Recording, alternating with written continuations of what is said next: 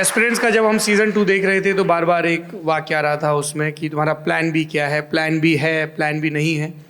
तनु, आप डॉक्टर थी, फिर सिविल सर्विसेज में गई और अब आप आईएएस एजुकेटर हैं। जब आप तैयारी कर रही थी तब ये जहन में था कि प्लान बी होना ज़रूरी है, या अगर मैं सिलेक्ट नहीं हुई तो मेरा प्लान बी ये होगा? बिल्कुल, बीडीएस की डिग्री मेरा प्लान बी था। मुझे पहले दिन से ये था कि अगर सिविल सर्विसेज में बाय एंड चांस सिलेक्शन नहीं होता तो मैं एक डेंटिस्ट तो हुई, दोबारा से उस फील्ड के अंदर वापस जाने का ऑप्शन ज़रूर होना चाहिए। कहीं पर भी किसी भी फील्ड में आप जा रहे हैं, आपके पास एक ऑप्शन ज़रूर होना चाहिए। वो आपका प्राइमरी ऑप्शन नहीं हो। जो प्लान बी है वो इतना स्ट्रांग नहीं होना चाहिए कि आपका प्लान ए फीका पड़ जाए, लेकिन हाँ, एक पीछे पिलर सपोर्ट होना चाहिए। बाय एंड चांस गिर गए तो संभलने के लिए कुछ तो हो जहाँ पे आप संभल सकें।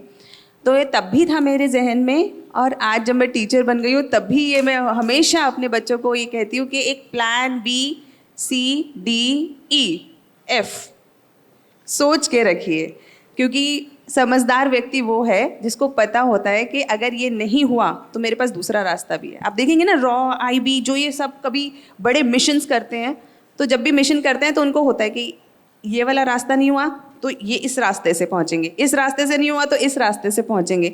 तो पहुंचना ज़रूरी है, रास्ता अलग अलग हो सकता है। परफेक्ट। सनी, आपके केस में आप इंजीनियरिंग की पढ़ाई कर रहे थे जी, फिर एक्टिंग में आ गए। आपका प्लान ए प्लान बी क्या था? मेरी विचारधारा थोड़ी अलग है इस लिहाज में।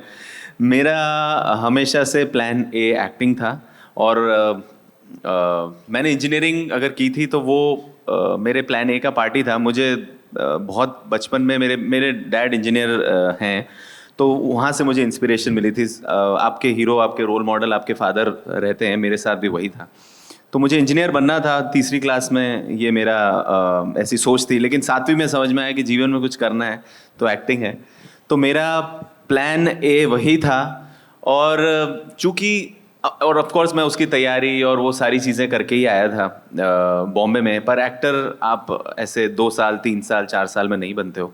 जो मैंने उस वक्त भी पढ़ा था, नसीर साहब ने लिखा था कि वो जो जब मैं तैयारी कर रहा था ये सारी चीज़ें, तो उन्होंने कहा था 10 साल तो एक्टिंग समझने में लग जाते हैं, बनते पता नहीं कब हो। तो मुझे ये नहीं पता था कि मुझे कितने साल लगेंगे या कितना समय लगेगा मुझे काम मिलने में या एक्टिंग समझने में। मेरा फोकस ये रहता था कि एक्टिंग समझूं और उसके लिए जो जो करना है अपनी स्किल्स को अच्छे से होन करूं और उसी लिहाज में काम करूं। तो मेरा प्लान भी प्लान ए ही था, पर यही था कि आर्थिक स्थिति ठीक ना थी तो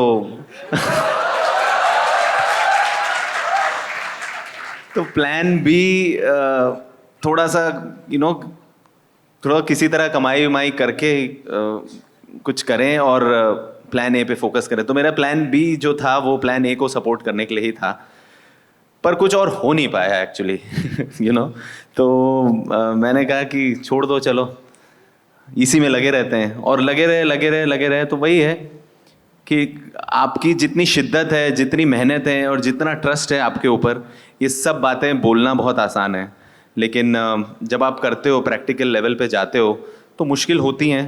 तो मुश्किलें लेकिन कहाँ नहीं है, किसी जगह या किसी मुकाम को हासिल करना है तो थोड़ी मुश्किलें तो आएंगी, चाहे वो कोई भी फील्ड हो, एक्टिंग हो या कोई भी फील्ड हो, चाहे आप यूपीएससी, तो आपको पता ही है जितनी ज़्यादा तकलीफ उतनी ज़्यादा success.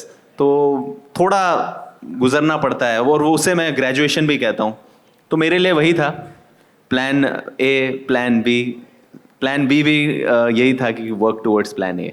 That's what my plan was.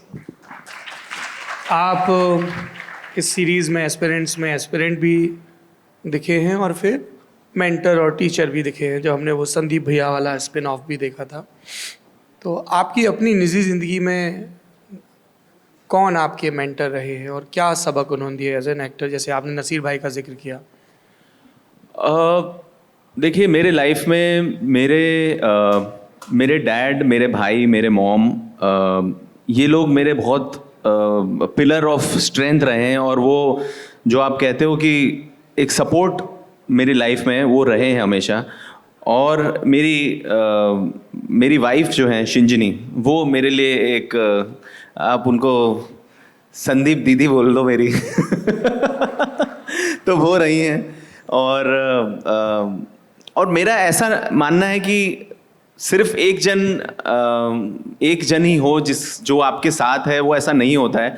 मेरे लाइफ में अलग अलग स्टेज पे अलग अलग तरीके के संदीप भैया आए हैं, उन्होंने मुझे प्रेरित किया है।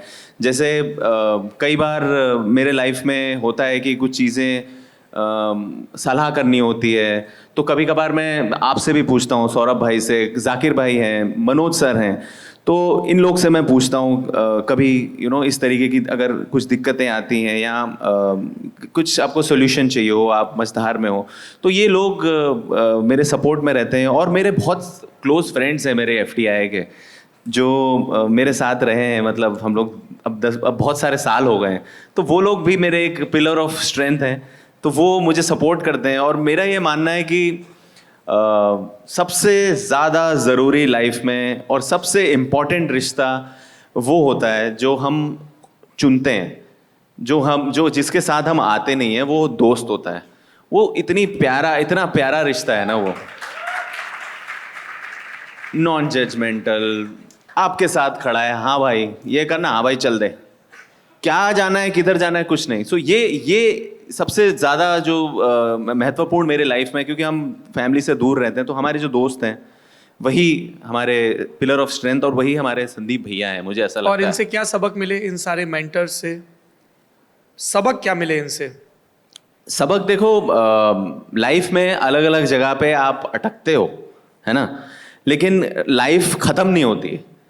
अगर आपके पास कुछ भी नहीं है लाइफ में ना, तो ये लोग हैं, और वो लोग इनफ हैं जो आपको आगे बढ़ाने के लिए आश्वासन देते हैं, सहारा देते हैं। और वही लोग हैं जो आपके अंदर जो चीज़ें आपको अभी नहीं दिख रही हैं। क्या होता है, हम लोग लाइफ में अटक जाते हैं कि यार ये नहीं हो रहा, वो नहीं हो रहा, ये नहीं हो रहा, लेकिन हम दरअसल ये भूल जाते हैं कि क्या हो रहा है। आप अगर जेन्युइनली अपने आप को देखोगे ना झांक के, तो कुछ ना कुछ अच्छा ही हो रहा है। हम लोग हमेशा कंपैरिजन ये करते हैं कि हम वहाँ क्यों नहीं है, वो देखो वहाँ है, वो देखो वहाँ है, लेकिन हम कभी पीछे नहीं देखते हैं कि देखो वो वहाँ है, अपन यहाँ है, ये कभी नहीं देखते हैं। तो ये देखने में और ये समझाने में कि आप लाइफ के किस स्टेज पे हो, अपने आप को, अपनी लाइफ को एक्सेप्ट करने के लिए ये आपके लोग काम आते हैं। That's where they are very very instrumental. और आपकी इमोशनल, हार्दिक, मानसिक स्थिति के लिए मुझे लगता है दोस्तों से अच्छी कोई थेरेपी नहीं है, मेंटर से अच्छी कोई थेरेपी नहीं है। That's what I feel.